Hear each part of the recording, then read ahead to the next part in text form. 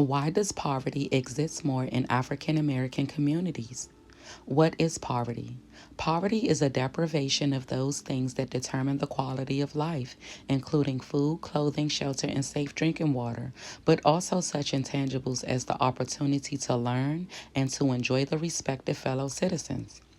Take a look at this example from the Department of the U.S. Census Bureau. This data analyst includes the background research evidence that support my claim that African Americans do in fact live in poverty more than any ethnic group. The question is, why do these group of individuals suffer from poverty more than others? This major issue stemmed from slavery to Jim Crow, from redlining to school segregation, and from mass incarceration to environmental racism. Policies have constantly impeded or inhibited African Americans from having access to opportunity to realize the American dream. Allow me to take you back in time. Historians estimate that between 1500 and 1870, more than 11 million men and women were carried across the Atlantic Ocean in ships like these. The passengers were forcibly transported from Africa to the West Indies, Brazil, or other lands of the Americas.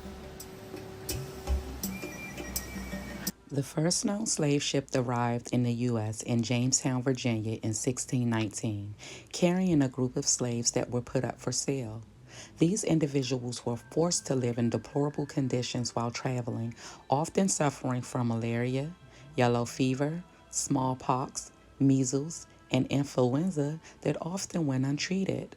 Their rights were stripped away, and they were forced to do hard labor such as working on railroad tracks, working in tobacco fields, cotton and sugarcane fields, often working without breaks, food, or water, no matter what the temperatures were. If slaves didn't do what they were told, they were severely beaten, often resulting in death or hanging. They called it lynching back then. On February the 1st, 1865, the government agreed to pass a bill to end slavery.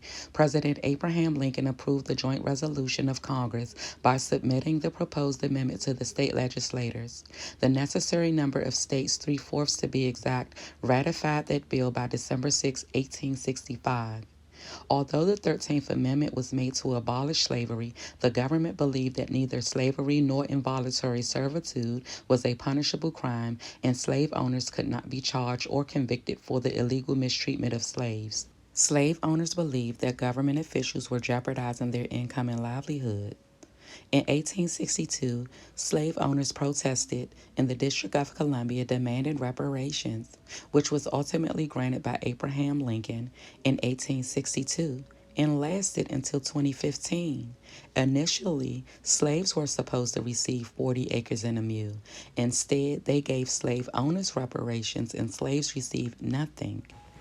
Reparations were given in various forms such as retirement pensions, 40 acres of land, and a mule for transportation purposes. This is where the wealth division comes into the narrative.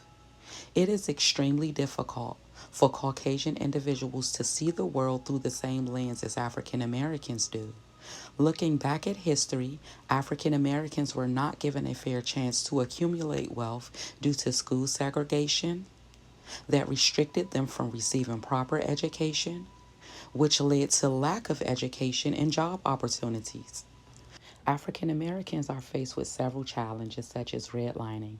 Take a look at this clip so you can get a better understanding of what redlining is. And we heard the cry for social justice, and recently we reported the experience of an interracial couple trying to refinance their home who got what they considered an extremely low appraisal. When they changed their interior decorations from Afrocentric to European, their appraisal jumped by 40%. So it made us ask, what is the relationship between race and real estate? There is a wealth gap between blacks and whites tied to home ownership, and there's a history of home ownership made difficult through a practice known as redlining, in which banks refuse to make loans to black people in certain neighborhoods. Where you live today determines the quality of your kids' schools, your family's health, even your relationship with police. Redlining is now illegal, but as On Your Side's Ken Amaro reports, its legacy continues to shape life in some communities. Had more African Americans been given the same opportunity as everyone else to create wealth along with generational wealth to pass down to their loved ones, maybe we wouldn't have such a broken infrastructure, which often leads to poverty, and the poverty rate wouldn't be so high within the African American community.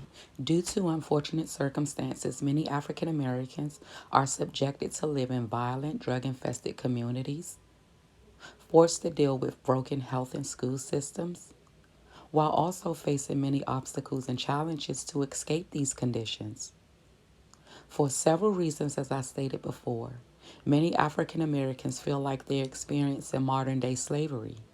The same rights that we protested for in the 1800s, we're still here protesting for some of those same rights today in the 20th century due to systematic racism. It is unacceptable that African Americans have to continue to deal with systematic racism. The harsh reality of systems. Do systems and institutions favor white people? Do white people have a difficult time fully understanding what racism is? With this dynamic, it makes it more difficult for non-white people to meet basic human needs. If we can end systematic racism and treat each other equally, then more African Americans will have a better chance at living the American dream. Here are 7 steps that you can apply to your daily routine to help you break the cycle of poverty. The sad reality is no one is coming to save you. You must become disciplined and determined and figure out a way to escape poverty on your own. If applied correctly, you will eventually see yourself slowly rising above poverty, being able to have access to better communities, healthcare systems, and school systems, while also having the ability to create generational wealth for your loved ones. We must all stand up against discrimination and systematic racism and demand that everyone is treated equally so that more African Americans can have a better chance at escaping poverty.